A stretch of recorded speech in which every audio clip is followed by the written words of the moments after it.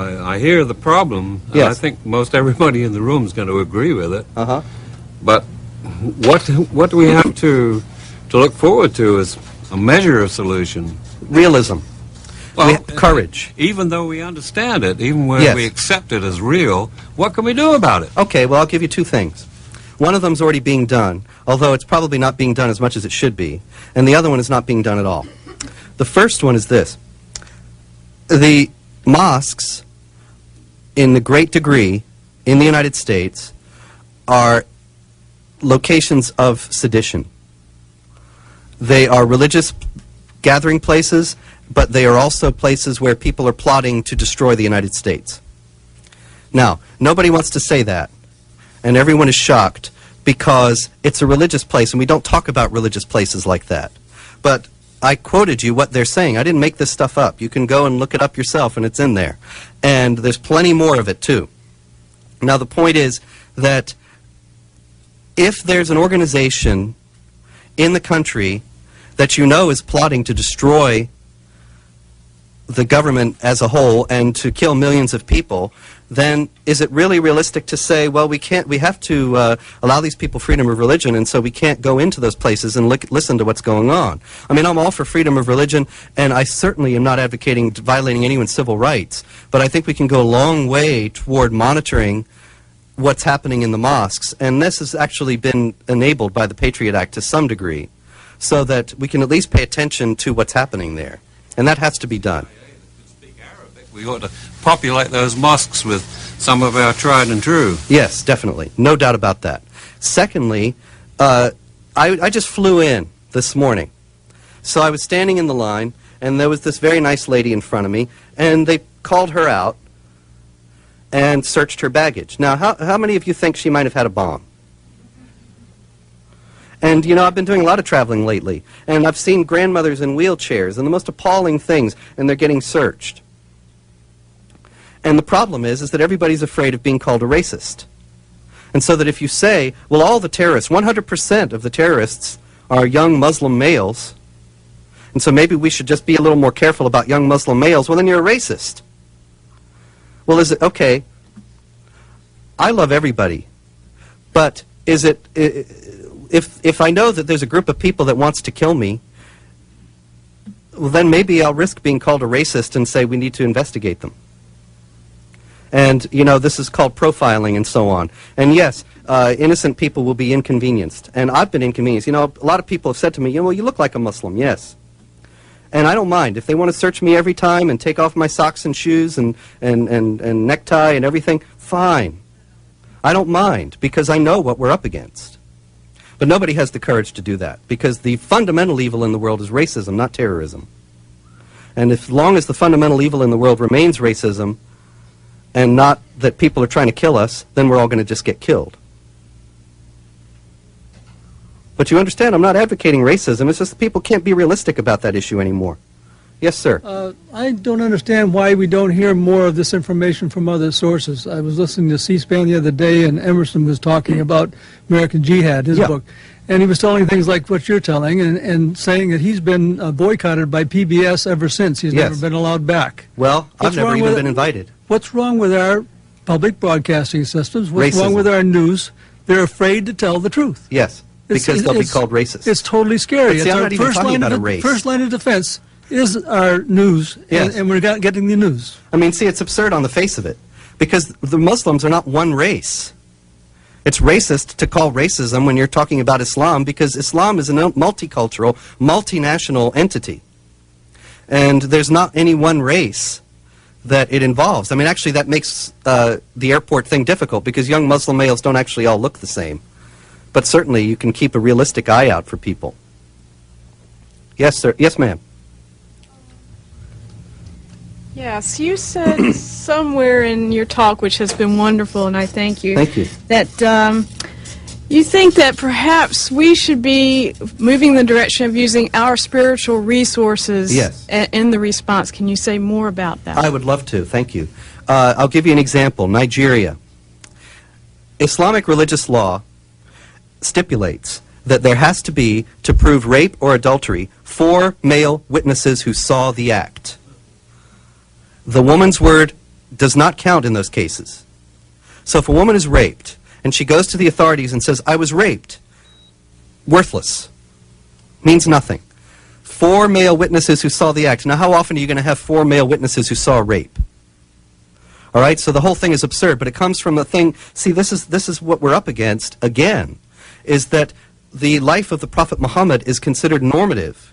He is the model for all human behavior.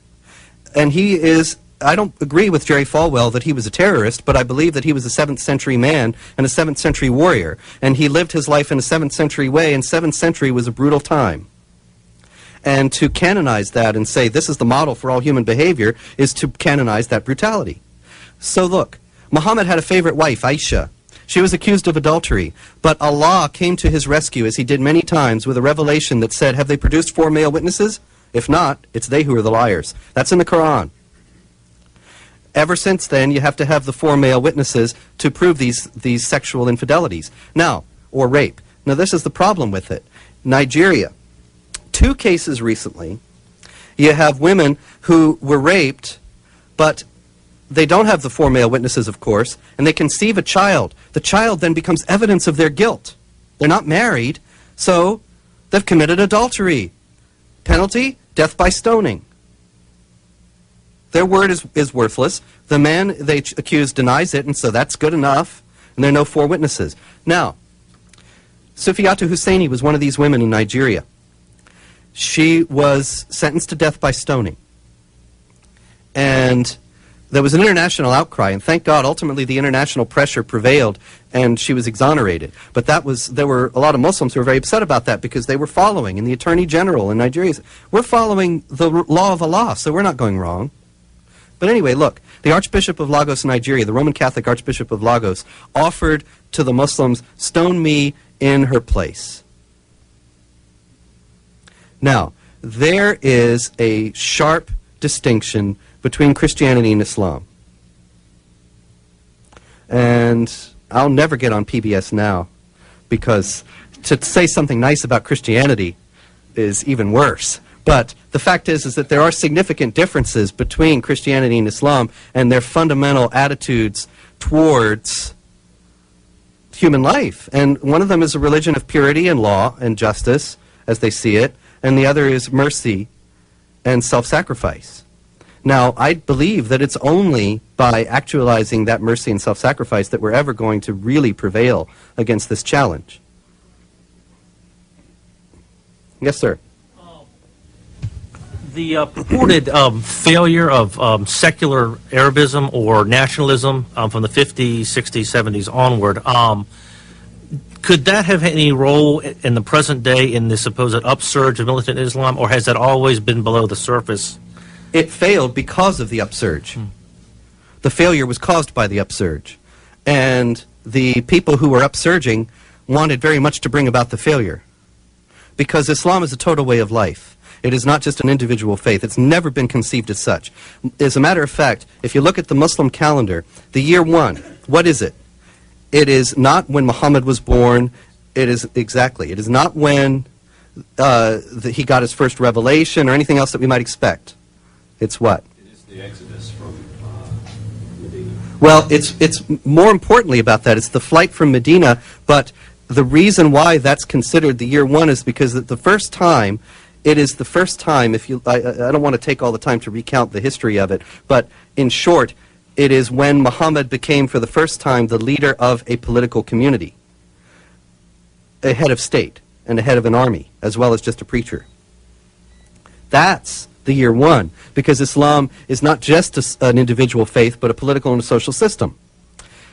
Secularism is an imported Western idea, and there have been it was imported by Mustafa Kemal Ataturk into Turkey, and he made war on the Muslims, and they hate him still. In the videotape of the Saudi sheikh who went to see Osama bin Laden after September 11th, they mention infidels like the Turks. The secular model in the Islamic world has always been under pressure from Muslims who consider that any government that's not based on Islamic law is illegitimate.